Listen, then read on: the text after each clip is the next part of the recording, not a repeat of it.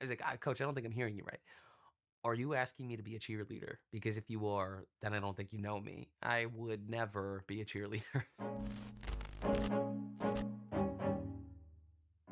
Hey, everybody. Welcome to Bonde on Cheer. I'm Bonde, and here we have honest conversations about coaching, business, leadership, and long term development in cheer. There's no better place to start than a little introduction on who I am, a little background, answer that classic question of how did you get into cheerleading? Then I want to talk about the direction of the podcast, what I hope to see this turn into. And for those of you who know me, yes, I start a lot of projects, but if you wait until the end, I'm going to explain why this one is going to be there's a long-term vision behind this one.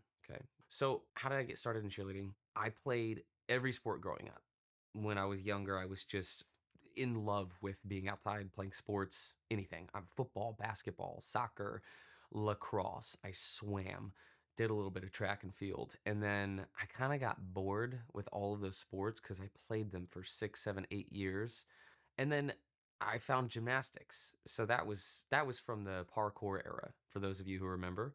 When parkour was huge in the internet, we were like, yeah, man, we got to do this. Like, we got to learn how to flip. We were like, if we could learn how to flip, how cool. Like, you could be anywhere and you could just flip. You just like do a flip. How cool is that? So that was our motivation, and we taught ourselves how to flip. Once we learned, we started flipping off everything, and that birthed a whole new era for me. My mom saw us doing this and was like, maybe we should go do this under the guidance of a professional. So that's where I got enrolled in gymnastics. An important piece of my getting into cheerleading story is this, because this gym had a level 6, I think, all-star team. And my coach was like, hey, what if you cheered on this team here? And I was like, excuse me? I was like, Coach, I don't think I'm hearing you right. Are you asking me to be a cheerleader? Because if you are, then I don't think you know me. I would never be a cheerleader. We kind of walked around with our noses in the air towards cheerleading because we're like, here we go again, like the counting and the music. And so I thought it was funny that I was so adamantly opposed to cheerleading back when I was a gymnast, and fast forward. Anyways, I then found CrossFit. And so I still love gymnastics. And I think it was a perfect segue for me because CrossFit has gymnastics movements. So, like, there's ring muscle ups, bar muscle ups, pull ups, push ups, a lot of body weight movements. But I started learning the barbell movements, specifically the Olympic lifting barbell movements like cleans and jerks and snatches. And that was a whole nother realm for me. I had been to the gym, I used to work out, I would do traditional lifts, squat, deadlift. But as far as the Olympic movements, brand new. I had never touched a barbell in that capacity. So, yet again, another challenge that I was like, this is so cool. It's difficult, but I love that. So, long story short, I go off to college, and one day, well, I'm going off to college, and one day I wake up, I'm still in high school, I wake up, and I have an email confirmation for the Florida State cheerleading tryouts. And I was like, well, I didn't register for cheerleading tryouts. So I walk out, and my mom's sitting there at the kitchen table. She was just like, did you see the email? And I was like, the one about cheerleading tryouts? Like, what are you doing? She was like, yeah, I thought it would be fun. I was looking online and saw that you needed to have a back tuck as a guy. You could make the cheerleading team. And I was like, yeah, okay. I mean, sure, I understand. I see the connection there, but just because I could do a backflip doesn't, make me a cheerleader. And she was like, why don't you there's a clinic, go to the clinic, see if you like it.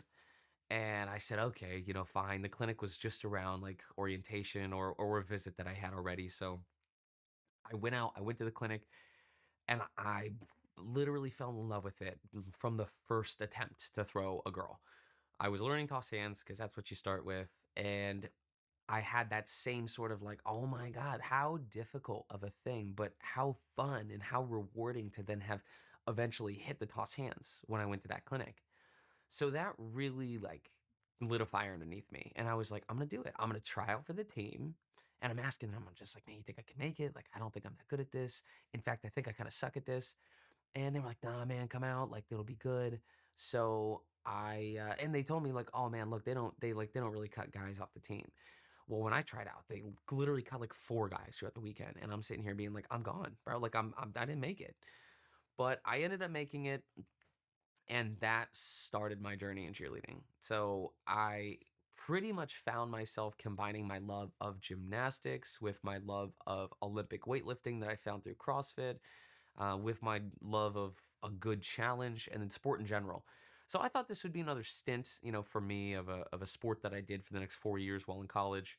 I worked with the strength and conditioning team, and I trained different sports like baseball, swim, and dive, a little bit of women's soccer, and I would shadow the football coach. So I did a lot of strength and conditioning work, and that's teaching Olympic weightlifting movements, which I went through.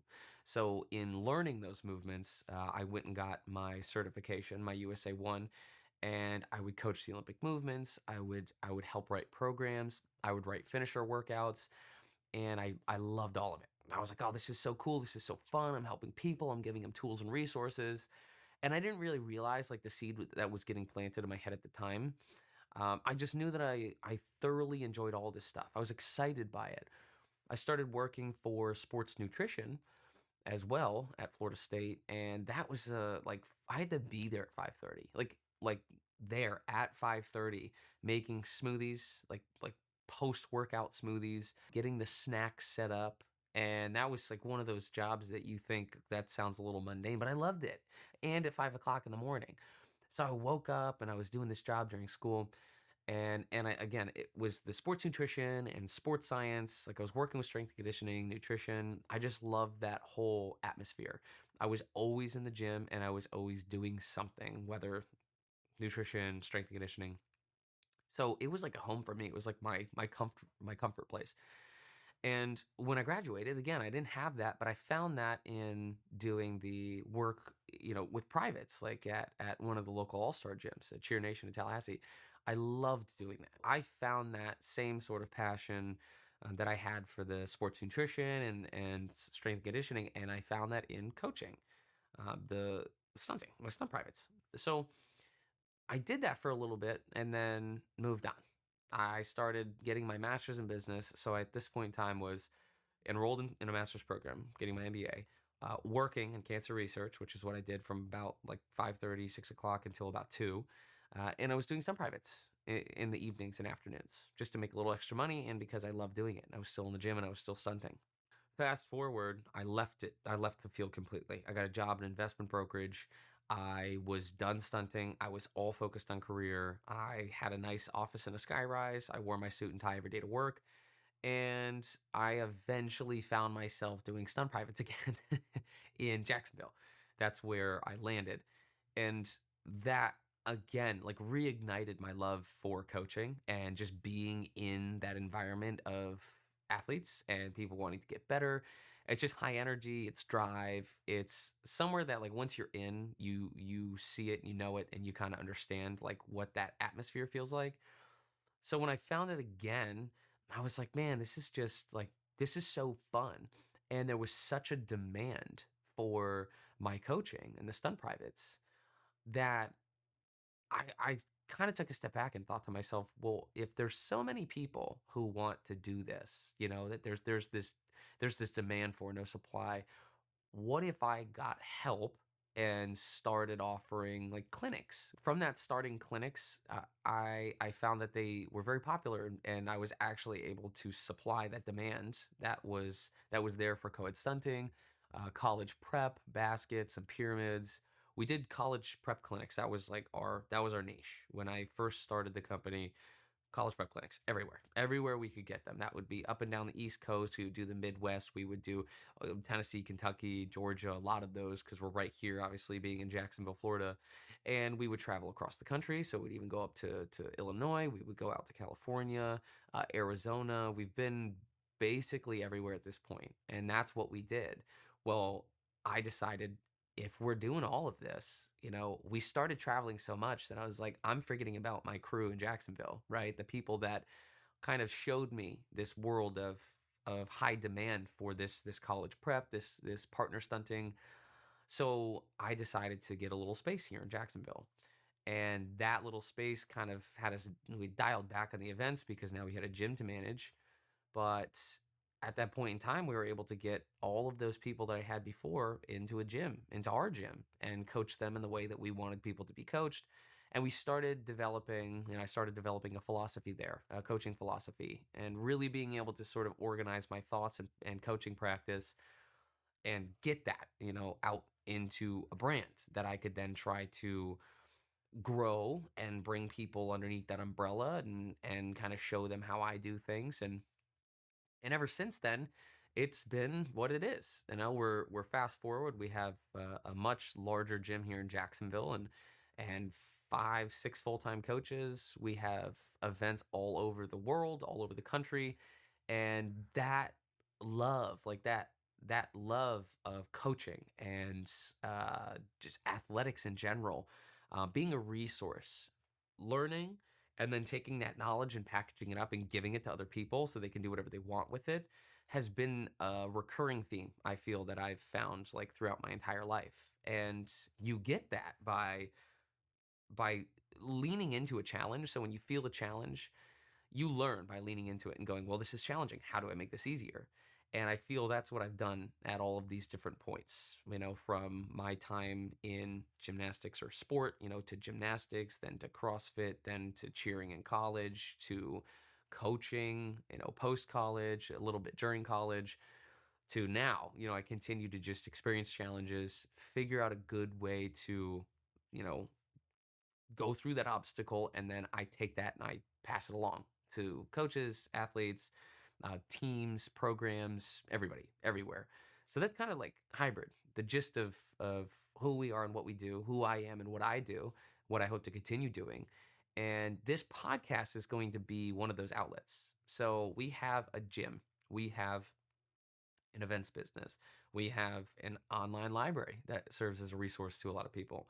But there's a gap, and I feel that is what I hope this podcast, or newsletter and podcast can fill. That people who want that ongoing interaction and you know my thoughts on cheerleading, my practices, things that I've done wrong that I can reflect on and say here in a video, you know, well, I used to do things this way, but now I do them this way so that people can almost take this podcast and see how I'm developing what I would consider to be the standard in cheerleading in real time. So this isn't supposed to be, you know, this is the way you should do it and that's it. You know, that's set in stone that never changes. In fact, it's the opposite. It's this podcast is going to be a place where I can kind of let my ideas flow and I can let my reflections happen in real time. So used to do something this way, but I found a better way. And now that's how we do it moving forward until we find a better way.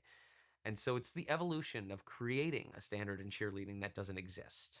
And that's one of the things that I feel has always been a detriment, sort of a plague in this industry where it's always an individual's way. So things are taught my way, you know, the way I do them and the way that I've experienced them, and that's the right way. But we need a little bit more of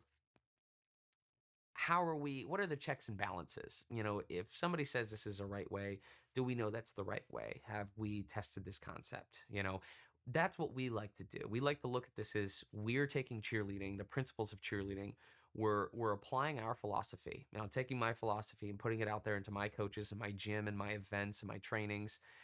And I'm hoping that we can refine and sharpen those things as we go. So this is just another outlet for that to happen. And this is going to be something that it gets pretty candid. So there will definitely be times where I'm like, you know what really just bothers me in the cheer industry? So there'll be a little bit of that.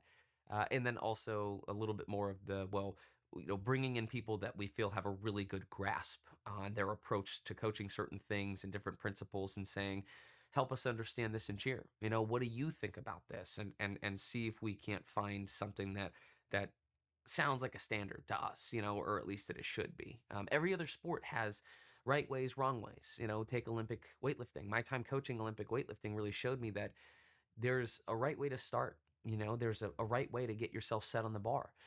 And that can differ depending on minor things like height, arm length, leg length, all of that. But typically there's the right way to do it and then there's the wrong way to do it. And that goes for all of the different Olympic movements. And that goes for all of the different lifts in general, right? Even squat and bench. Like there's variances, but there's a right way and there's a wrong way.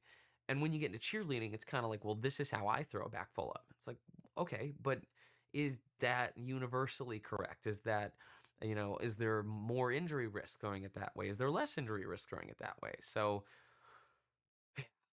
you guys know what I'm talking about. If you're a cheerleader, this is something that we all need to help kind of just craft and cultivate. So that's the goal here. The newsletter is meant to be a resource. It's meant to be a little bit more of those thoughts refined, put on paper, sent out. And then this podcast is meant to be this: sit down, listen to me talk, and think out loud, and go through all the different uh, components and concepts in cheerleading. They're my take on it, my experiences on it, and we're really going to just have like lift the veil and say, okay, I think that this is wrong. Here's why. Or I used to think this is right. Now I feel it's wrong, or vice versa. So I'm going to cut this off before I keep rambling too much, I promise. I invite everybody into this journey of having honest conversations about all of those things I already said: coaching, business, leadership, and then long term development in cheerleading. So, without diving into any one of those topics too much, because I already can feel that I want to, I think I'll close it out here. This has been the first episode of Bonde on Cheer. I'm really excited to do this podcast. I have a helping hand on getting this produced. So not only, making the videos, but there's all the work after: the editing, the posting, the clipping, the cutting. I have help with that, and that's why I feel very confident that this is going to be something that I will start and continue with, so that the joy that I felt starting the gym, running the events, and now posting the newsletter can also be in this form of a podcast. Because I mean, if you guys know me, I love talking, probably a little too much. So that's it. That's it for today. This has been the first episode of Bonnie and Cheer. Hope you guys are excited. I am very excited. And until the next one, see you guys soon.